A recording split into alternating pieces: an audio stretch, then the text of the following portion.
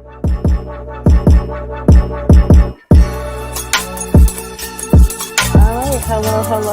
How is everyone?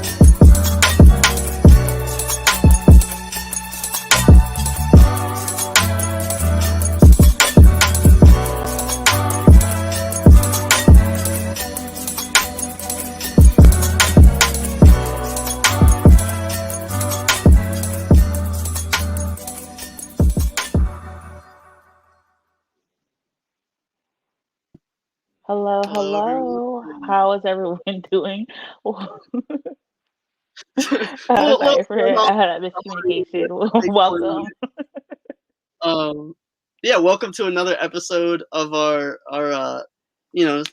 relatively new series still, the Sunday Night Sitdown. Joined again tonight by my co-host, as always, Miracle Jones, and potentially Kahari Mosley as well shortly.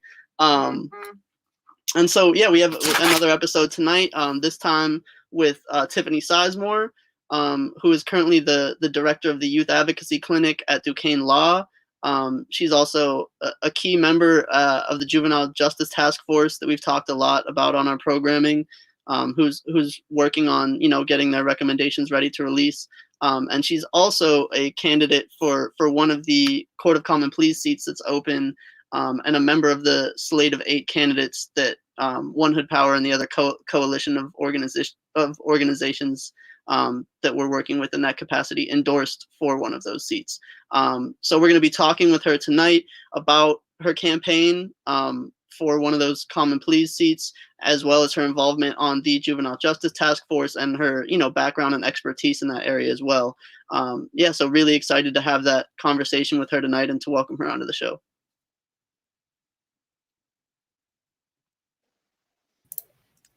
Hi, how are you, Ryan and Miracle? Hey, nice to see thanks you. for joining us tonight. I'm really happy to be here. I'm glad we can talk about these issues. Yeah, absolutely. I'm glad we were able to get this set up in time for the show this week. Just to get started off, I think we can go ahead and talk about the Juvenile Justice Task Force stuff first. So obviously, you guys met again last week, and took, some public feedback as well this time, both in written feedback and in spoken testimony on the meeting as well. So, just if you could talk a little bit about, where the task force is at in the process right now, in that timeline of getting the recommendations ready to release, if there's, how many future meetings there may be, what that whole timeline looks like, and any takeaways from that meeting last week as well. So starting with takeaways, I think I just really want to thank everybody who tuned in the last week or the week before when we were talking about the need for public testimony.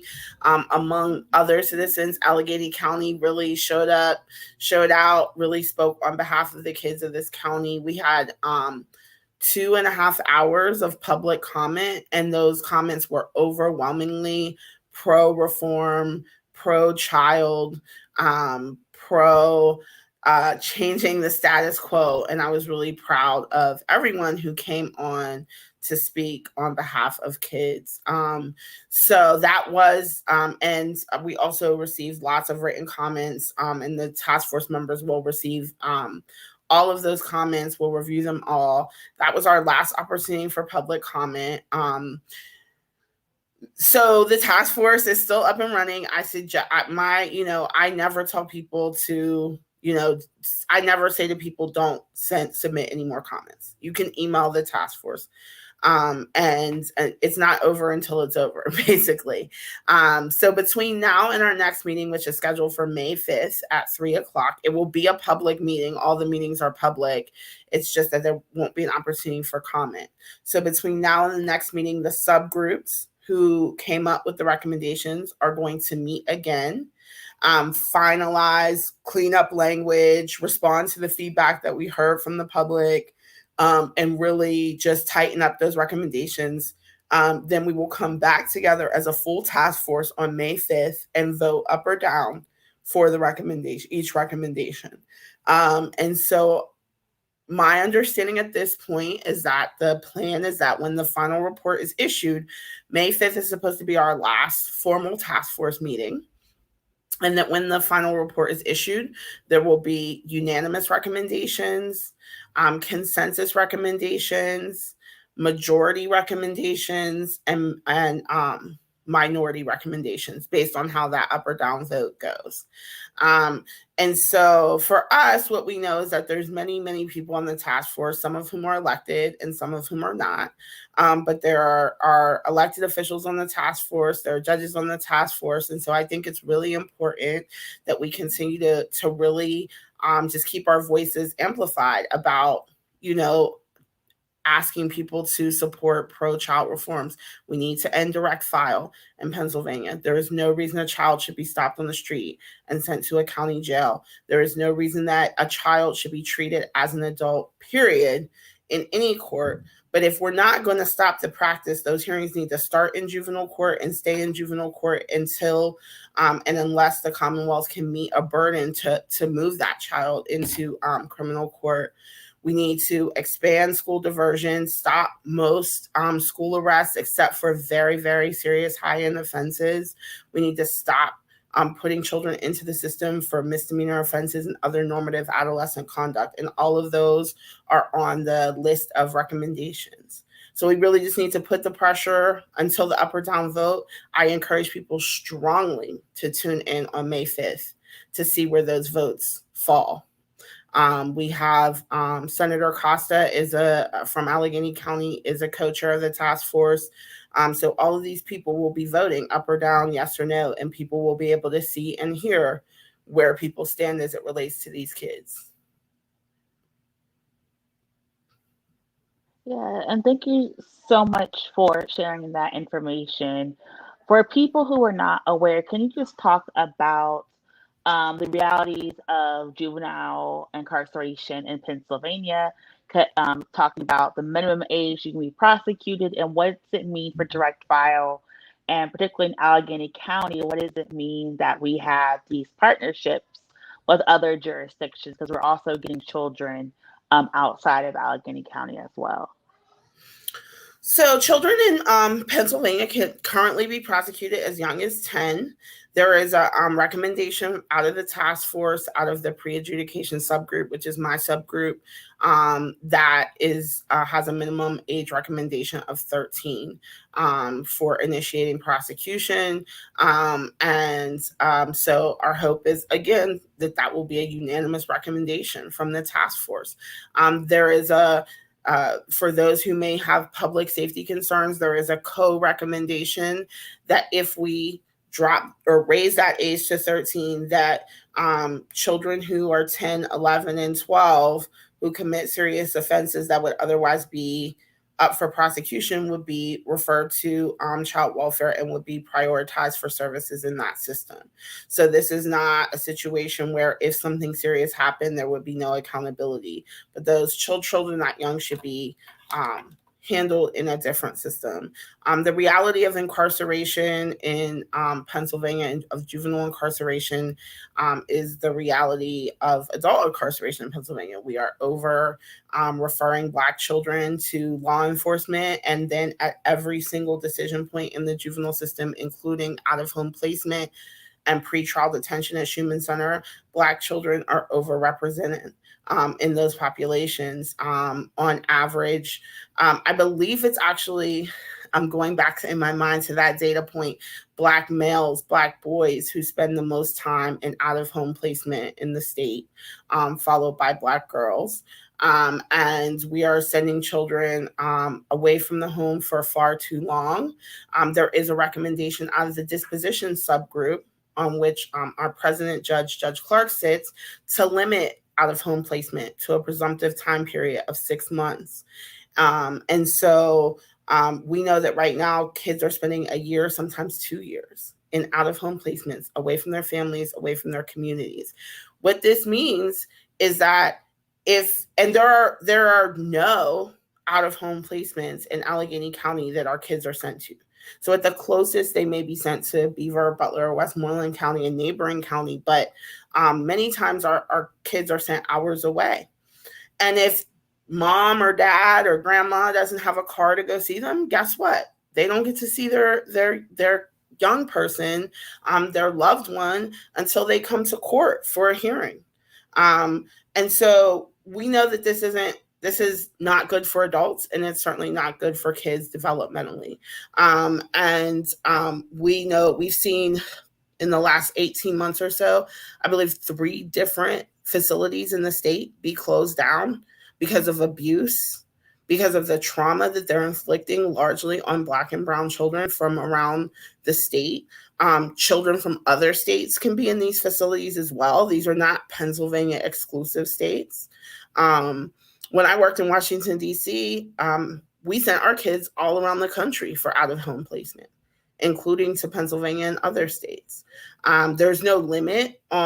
Generally, we use in-state placements, but there's no law that requires judges to use in-state placements.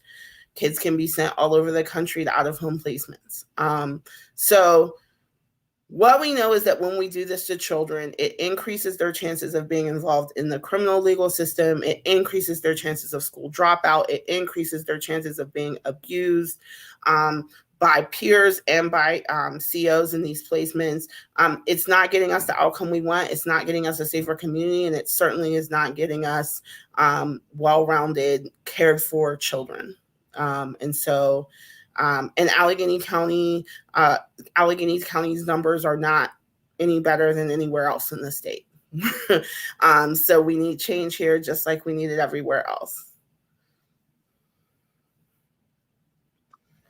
Yeah, absolutely. Thank you for highlighting all of that.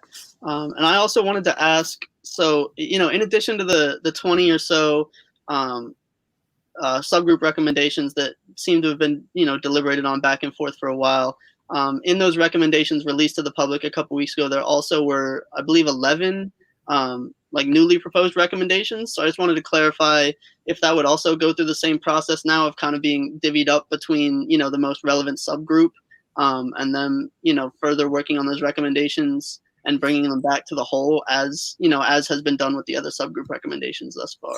Yeah, so what will happen is that was essentially like a revision process. So once the subgroups came out, the larger task force met and basically gave feedback to every subgroup's recommendations. So that's the tightening up process that'll happen right now. These subgroups have heard from everybody, including other task force members. The subgroups will write what they write as their final recommendations, and then it'll be subject to a vote. So, I don't know. We haven't met. Our subgroup has not met yet. But the idea is that you are responsive to what you heard so that we can get the greatest number of unanimous recommendations. At the same time, I can only speak for my subgroup. I don't think anyone is going to sell children short. And I think that some people on the full task force are going to be forced to make some hard decisions about where they stand and whether they want real change for kids or whether they want to maintain the status quo. Thank you so much for that update. And we know you've been an advocate for juveniles along Pennsylvania with your work at, the clinics at Duquesne University.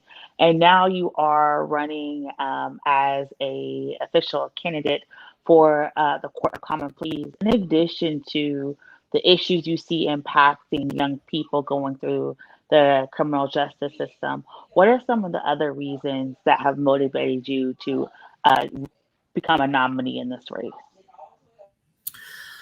Well, so I'm a native Pittsburgher, and I felt once I really sort of realized what we were looking at in terms of this race, 9 open seats, a quarter of the court approximately up for election, I realized that we were really standing in a historical moment for this county. And truly, what motivated me to originally go to law school and to become a public defender and to spend my career representing people who are marginalized or ignored in the system, that was largely based out of the experiences that I had in this city as a young person in the 1990s, growing up in the city on the East Side, and realizing through seeing what was going on with my friends and loved ones that we could not arrest or prosecute or incarcerate our way out of the issues that are facing our young people and our city generally.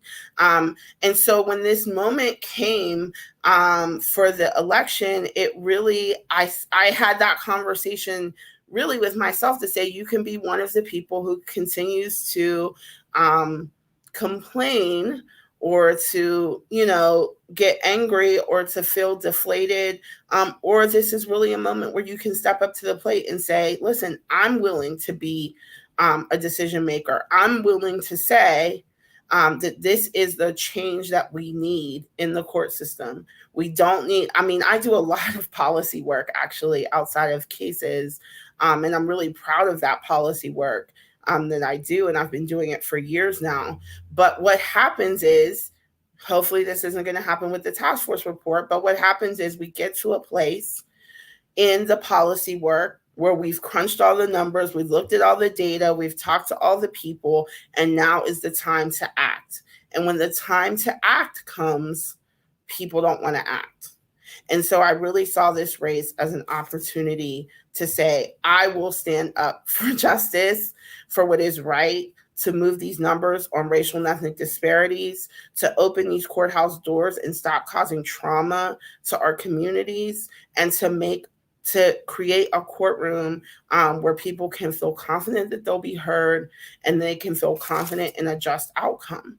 And so it really came full circle to me from leaving here in 1995 as a 17-year-old, heading to college, right to this moment in February when I decided to get into the race. It was really a full circle moment. And so, you mentioned the ability to really tangibly and directly implement that change, through this position if elected, as opposed to the policy area where it's not as much in your direct control. And, obviously there's, sentencing guidelines and certain procedures you have to follow. But, what areas or what specific, principles would you use to really, directly implement this change, whether it be related to probation and parole, fines and fees, alternatives to incarceration, or just different, specific policies or areas like that? So I'm certainly committed if I'm in either criminal or juvenile division. Obviously, I don't have control over where I'm placed, but if I were to go to one of those divisions, and I'm committed to reducing financial obligations on people, juveniles, kids all together, and adults, to minimizing to, the bare minimum, or really making an assessment of what people could realistically afford to pay. If there's restitution or other sorts of restorative justice concerns, I would be more interested in trying to see if parties are willing to move towards, victim offender dialogue or other restorative practices that can be more meaningful for healing and for remaining in the community. Obviously, I am a supporter of ending mass incarceration. Would not be interested in sentencing people to jail or to prison terms, absent that being a legal requirement. That's not a go-to. I don't think that solves problems. In fact, I think that it creates problems, incarcerating adults and obviously kids. And so, obviously, and I can't talk about what I would do in individual cases, but what I can say for sure is the guiding principles, right? Ending mass incarceration, reducing racial and ethnic disparities.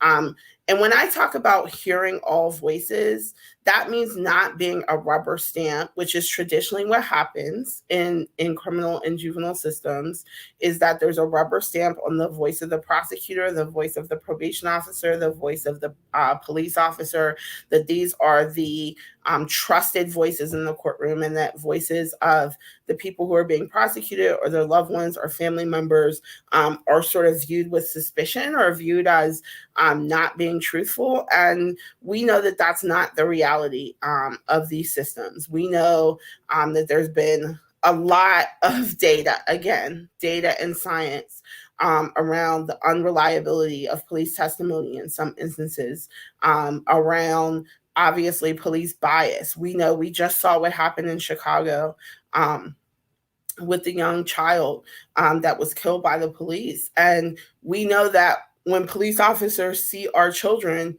they see Black children and brown children as being older than they actually are. There's data to support that. This is not just, Tiffany Sizemore saying this. This is a potential Judge Sizemore recognizing this data and using it in every level of decision making. I think about juvenile court, and at every step of the decision making process, there's lots of discretion and lots of opportunity to get it right. And that's what I'm committed to doing. Thank you so much for that answer. And so, kind of pivoting a little bit to the legal community overall, we know that less than 2% of all lawyers are African American or Black women, and that those statistics are even drastically lower when it comes to judges. And so, looking at the judiciary, especially here in Pennsylvania, we know it's not reflective of the broader community. How do you think that if you are elected, you'll be able to bring real world experience and the fact that you are someone who has all of this experience in the juvenile sector to actually change the way the judiciary looks at Black and brown youth? So I think that when you, what we know for sure is that judges, just like everyone else, bring all of their life experience to the bench. And I've spent my entire life as a Black girl and now a Black woman. And I bring sort of that, and not just a Black girl, Black woman, but a Black girl and now a Black woman who's from Pittsburgh, who was born here. I did leave for a period of time, but I'm back. And so I really sort of uniquely understand the challenges that Black women face in our county. And so I think I hear those problems with those concerns with different ears. I mean, I certainly hear them with different ears as an advocate. When I hear a mother standing in front of a judge asking for help, but telling the judge that she's doing the best that she can. And when we have a response of, okay, I understand that you're doing the best that you can, but what we need right now is to incarcerate your child. I realize that, like, this is not, everyone is not hearing what's happening in the courtroom in the same way. And so I think, especially because of the crisis with racial disparities in our system, I think having someone who it comes from this community, who is a Black woman who has had loved ones who have been incarcerated. My father was incarcerated at the Allegheny County Jail. My father received subpar healthcare at the Allegheny County Jail before his death.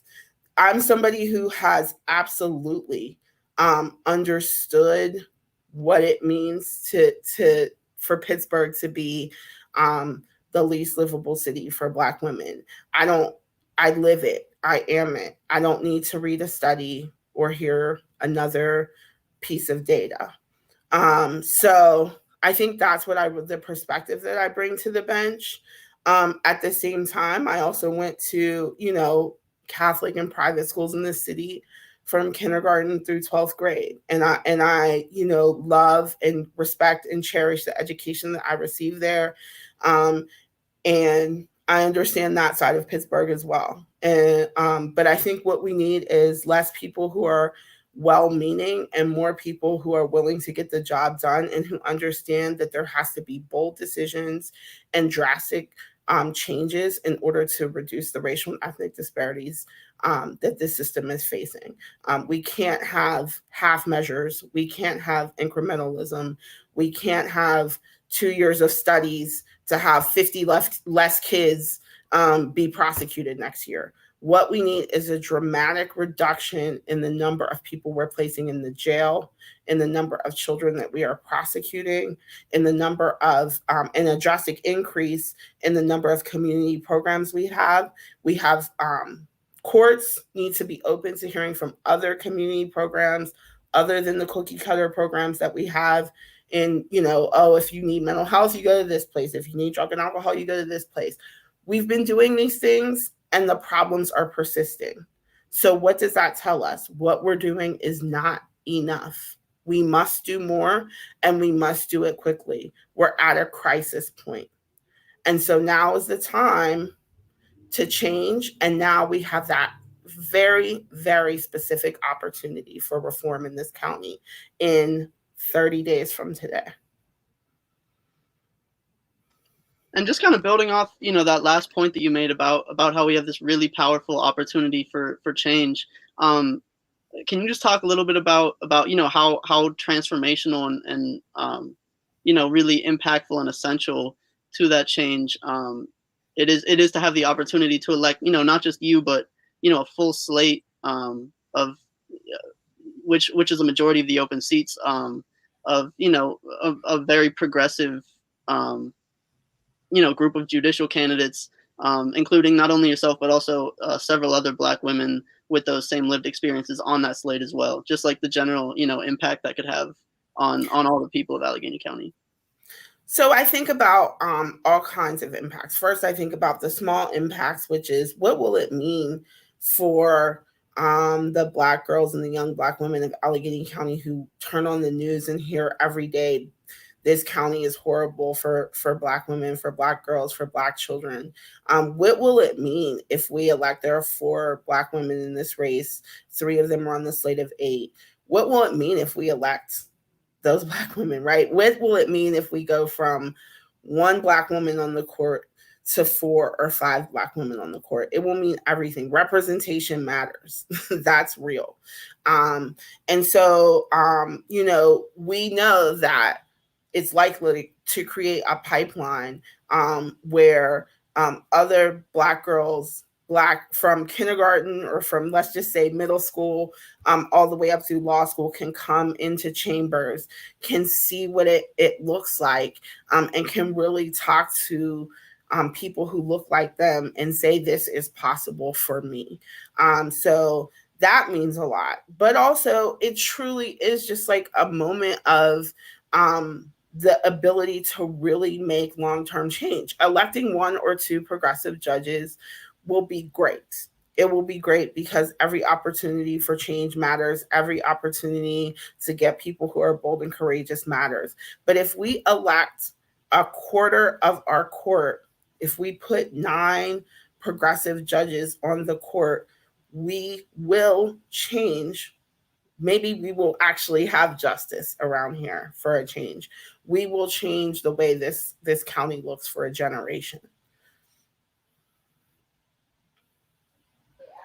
Yeah, thank you so much. I think people forget like the tip staff and everything that comes with working in chambers, like when you're running for office. Because I will say, even when I was interning with the public defenders, I've had people say, "Oh, that you're the only person in the room that looks like me," and so just the feeling that people are going to have a chance, it really matters with the people that we're putting in these positions. And I also wanted to kind of go back more to like your campaign. It is COVID. We're still like in the midst of COVID, and as much as we like want this to be over, like and behind us. And so, how is that impacting the way you're able to like go out and engage and talk to folks? Because people still have this pandemic that is really informing and taking a lot of like time, and so they're maybe not as engaged in elections this past year. So, how had again, this may be like your first campaign for judge, but in your experiences, how is this playing into the ways you're able to reach people? So it's not that much fun because we don't get to see people in person very often. Mostly I do incredible forums like this, or, we do engagements on Zoom in the evenings and on weekends, and participate in voter forums.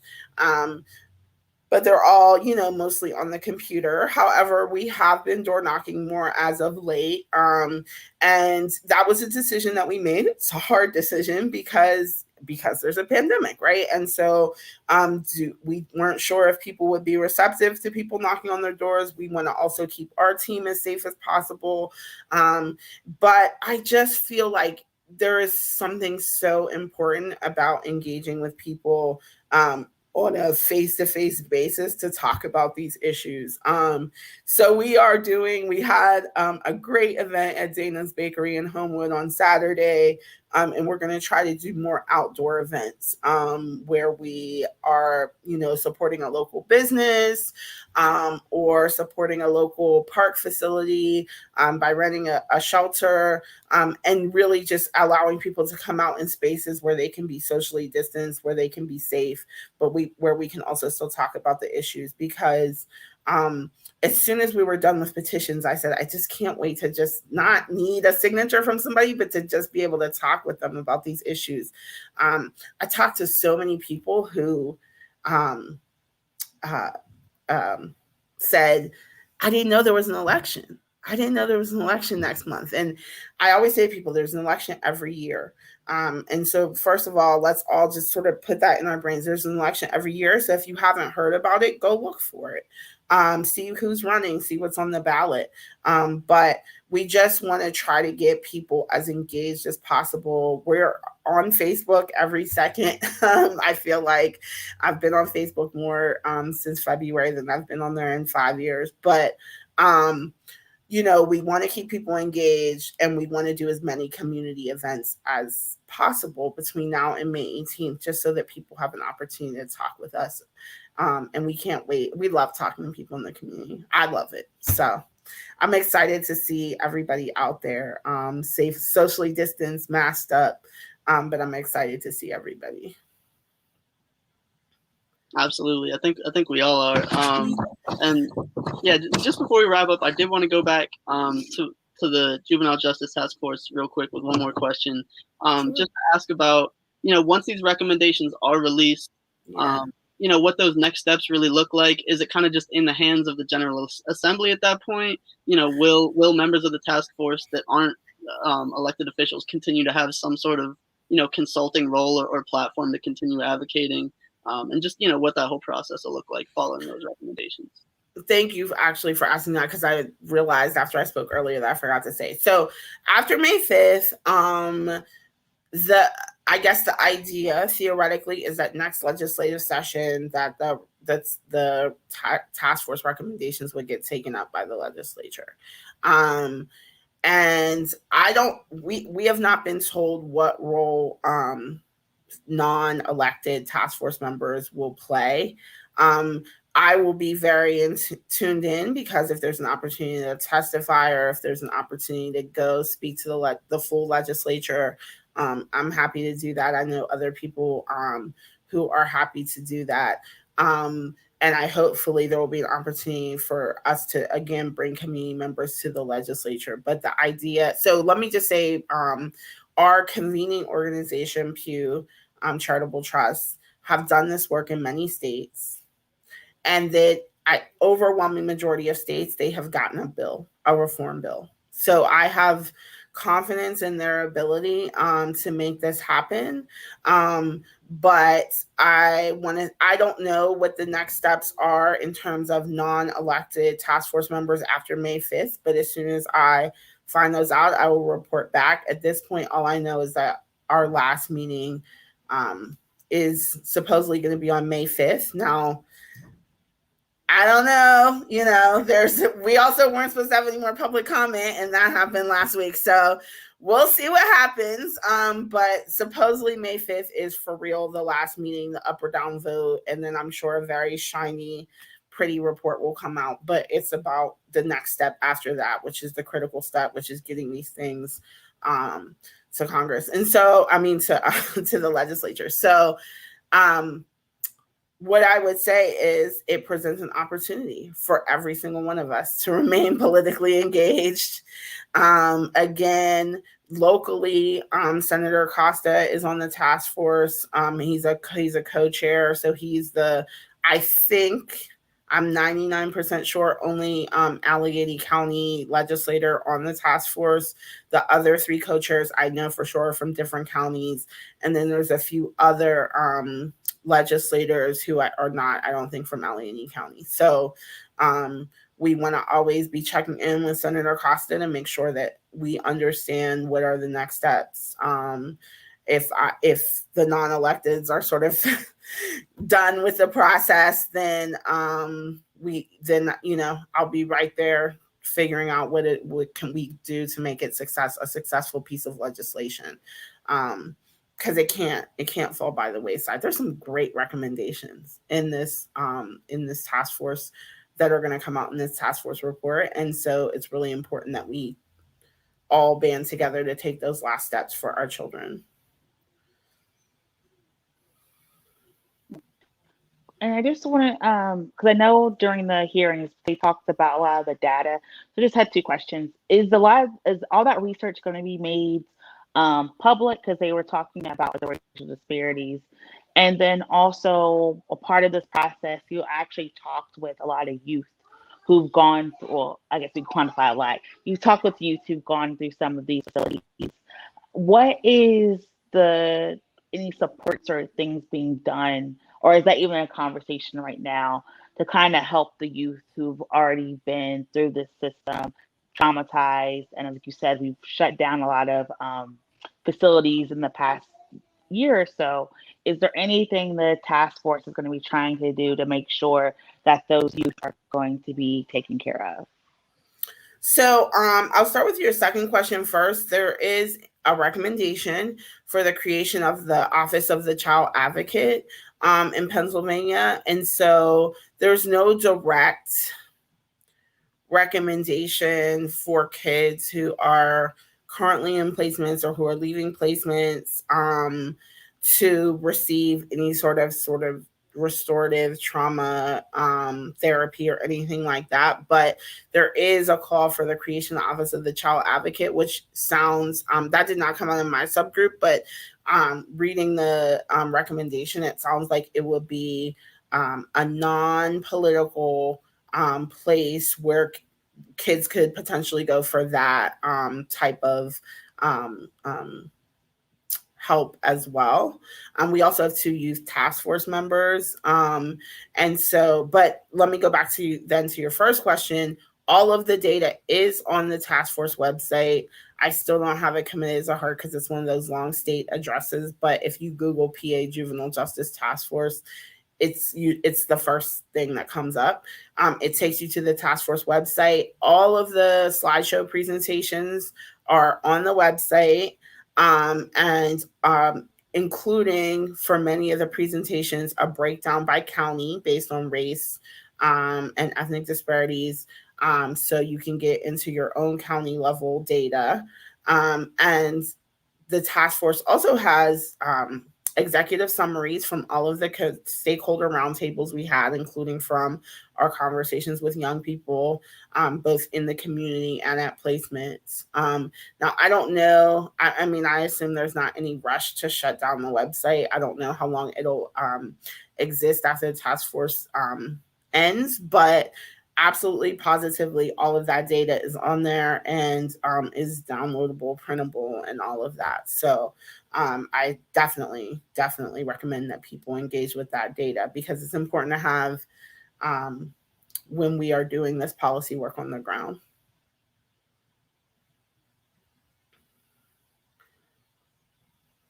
Yeah, absolutely. Thank you for that. That was really all the questioning I had prepared. So, Tiffany, if there's anything else you want to speak on, or Miracle, I'll save your patented closing question for you as well. But yeah, Tiffany, if there's anything else you wanted to touch on before we wrap up real quick, by all means. Yeah, so I just want to, encourage people. I feel like a broken record, but I don't feel bad for feeling like a broken record to really get engaged with the election on May 18th. I cannot tell you enough how important it is to change our courts on May 18th and to really look at the candidates, to really examine not only who talks about it, but who's been about it, who is doing this work. There is, as I have said before, there's no reason to believe that if somebody has not done a bit of policy work, that they're going to show up in January 2022 and start doing policy work. Because it's hard, it's a slog, it's time consuming.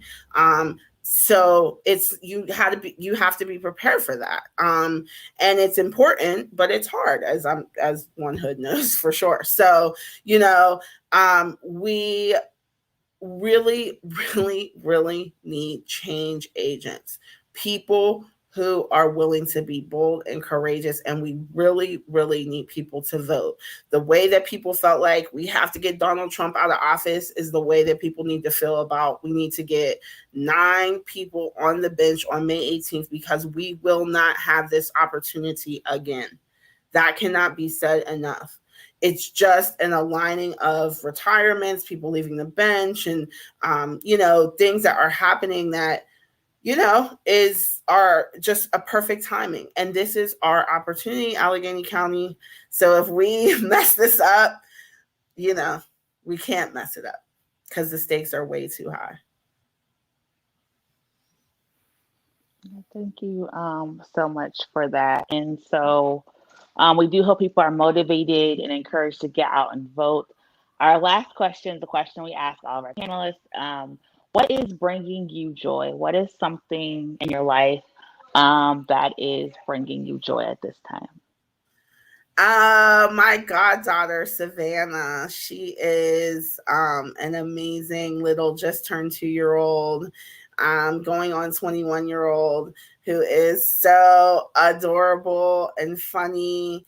And the word on the street is she has an eye roll, a mean eye roll that she may or may not have gotten from her godmother. I don't know. But she is amazing, and she brings me so much joy and so much hope for the county that I would like her to grow up in. All right, Tiffany, thank you so much for joining us. We wish you all the best in your campaign and on May 18th again. Thank you so much. If you are tuning in, we were having a wonderful discussion with Tiffany Sizemore, who is one of our slate of 8 judicial nominees for the Allegheny County Court of Common Pleas. And with that, thank you so much for joining us. Thank you. Good night, everybody. Good night. For those of you who are just turning in, and this may be the first time you've tuned in, the Sunday Night Sitdown is a show that we host as part of the One Hood Media Network, where we talk to people who are involved in politics, more of a one-on-one informal setting. But you don't have to feel afraid because we have so much programming coming to you this week. And for the rundown, this week, starting tomorrow, Monday at 11 a.m., we have Vibe Check. Vibe Check is a clubhouse show where we basically just talk about our vibes and our intentions for the week. Kind of helps us start the week off with like positive vibes and energy, talk through things that are impacting our lives and the issues that we are stuck on. So as a collective, so tune in at 11 a.m. on a Clubhouse or Vibe Check. That is if you have the app on your phone. Tomorrow night, we also host the One Hood Power Hour, which is our news show that we discuss with different decision makers. And tomorrow we are talking about what you need to know about pardons and parole and expungements in Pennsylvania. Some of you may not know, but the rules have changed in order to get a pardon, and it's been streamlined so it's easier. And you can get a pardon regardless of what you have been convicted for. You're eligible for a governor's pardon. The cost is affordable and nominal. The fees have been reduced. A part of a restorative justice campaign that has been spearheaded by the Lieutenant Governor, John Fetterman. And so we're going to be talking about people, about what you can do to apply, people who've gotten the pardons, and people who have watched the process and what it means for pardons and paroles. We know, like Tiffany mentioned earlier, there's some headlines going on in the news about, Allegheny County, Black people and gentrification. So we're going to have that conversation for what Black Pittsburgh needs to know Tuesday at 2 p.m. Join us. We are going to have Reverend Ricky Burgess, U.S. congressional candidate Jerry Dickinson, and community organizer Randall Taylor. They are going to be on the panel talking about gentrification and displacement. There's been a lot of conversation about, is there push out? What are the causes that are forcing Black people to leave the city, and what can be done to keep Black people here? So we're going to have that conversation Tuesday at 2 p.m. For Wednesday, it's already been a week and it's just Sunday, but we're going to be talking about this week in white supremacy. It's a conversation where we discuss what's going on in the world, how you can fight white supremacy, how it's showing up in our lives, and what we can do as a community to engage. And then we have, because again, it's a global pandemic, we have Ask a Black Doctor. We're going to be talking with some doctors about the COVID-19 vaccine, what it means for flu season, what are some of the differences, what does the Johnson & Johnson pause actually mean, and if you're not going to get the vaccine, how can you protect yourself against COVID-19 and other illnesses? So that is going to be Thursday at 7 p.m. We're also going to have some conversations about the election and engagement, so keep tuning in on our Facebook and our YouTube channels. As we expand and launch the One Hood Media Network, we're very excited and we're very thankful that you all tune in for our program all the time. And I'm going to turn it back to my colleague Ryan to take us out. Yeah, absolutely. Miracle, you pretty much covered it all. You got the whole rundown for the week, which I'm sure we'll get again tomorrow night on the Power Hour. But yeah, thank you everybody for tuning in. If this is your first time tuning into the Sunday Night Sitdown, we hope you took away a lot of new information from that, from our guest Tiffany Sizemore.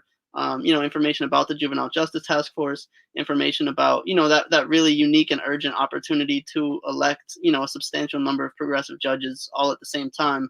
So we hope you took away some important information from this, and that you join us again tomorrow for the Power Hour.